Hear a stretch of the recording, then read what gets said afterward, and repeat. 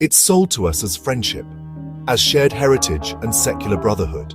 The constant flow of Bollywood movies, satellite TV channels, and cultural festivals from our giant neighbor, India.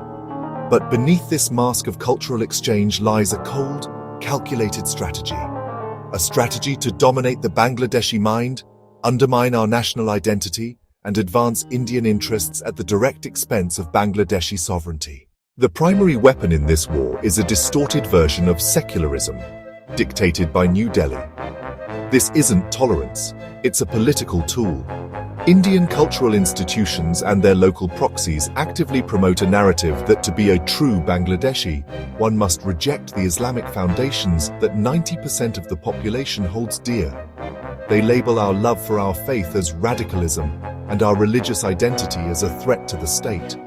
Their goal is to create a deep cultural schism, pitching a so-called liberal secular minority, which they champion, against the majority of the nation. Simultaneously, this establishment works to butcher the peaceful image of Islam. Through its massive entertainment industry and influenced media, it systematically caricatures Islamic practices and values. It promotes content that mocks our religious sentiments and portrays Islamic identity as incompatible with modernity. This is a deliberate psychological operation to alienate Bangladeshis from their faith, creating a spiritual vacuum that a consumerist, India-centric culture can fill. Most cynically, this strategy weaponizes our Hindu minority. Instead of allowing them to thrive as equal Bangladeshi citizens, the Indian establishment frames them as a permanent fifth column, whose safety and interests are solely dependent on India's intervention. Any internal social issue is instantly amplified by the Indian media as persecution, not to help the community, but to give India a permanent moral pretext to interfere in Bangladesh's internal affairs. The Bangladeshi Hindu community is used as a human shield to justify Indian political and cultural hegemony.